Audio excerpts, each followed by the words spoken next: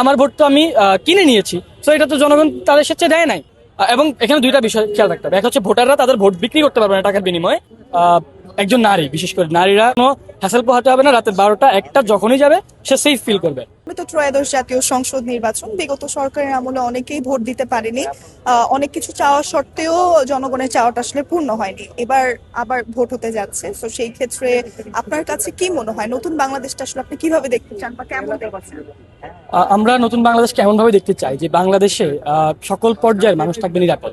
যেখানে মানুষ, একজন নারী, বিশেষ করে নারীরা রাতের বেলায় হেঁটে যাবে, ফার্ম গেট থেকে উত্তরা যাবে, কোনো হ্যাসেল পোহাতে হবে না। রাতের 12টা 1টা যখনই যাবে সে সেফ ফিল করবে।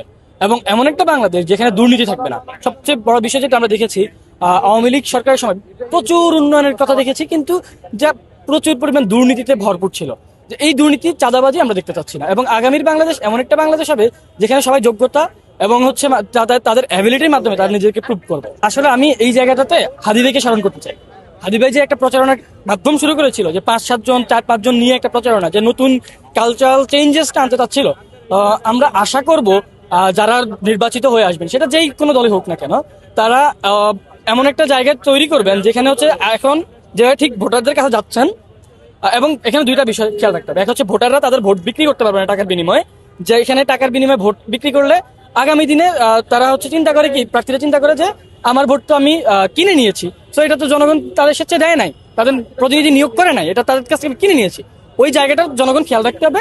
সেকেন্ডলি বিষয় হচ্ছে, এখন যারা নির্বাচিত হয়ে আসবে তারা তাদের জায়গা থেকে সচেতন থাকবে, নাগরিকদের সাথে থাকবে এবং প্রতিনিয়ত নাগরিকদের যে ইশতেহারগুলো দিচ্ছে তা বাস্তবায়নের সর্বদা সর্বোচ্চ চেষ্টা করে যাবে। আমরা এইটাই আশা করছি। আমার কাছে মনে হচ্ছে, আমি দেখতে পাচ্ছি যে ইন্টারিম সরকার কিছু কন্টেন্ট ক্রিয়েট করছে, যে কন্টেন্টগুলোর মাধ্যমে গণভোটের বিভিন্ন টপিকগুলো তুলে আনতেছে সামনে।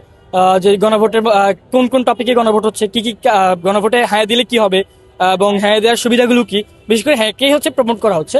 তো এই জায়গায় ওই কন্টেন্টের জায়গাটা আরো ছড়িয়ে দেওয়া দরকার।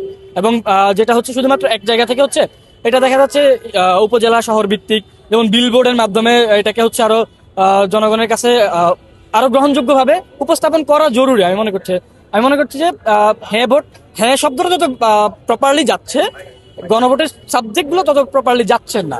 এবং এই জায়গায় আসলে সরকার ফোকাস করা উচিত আমি বলে মনে করি।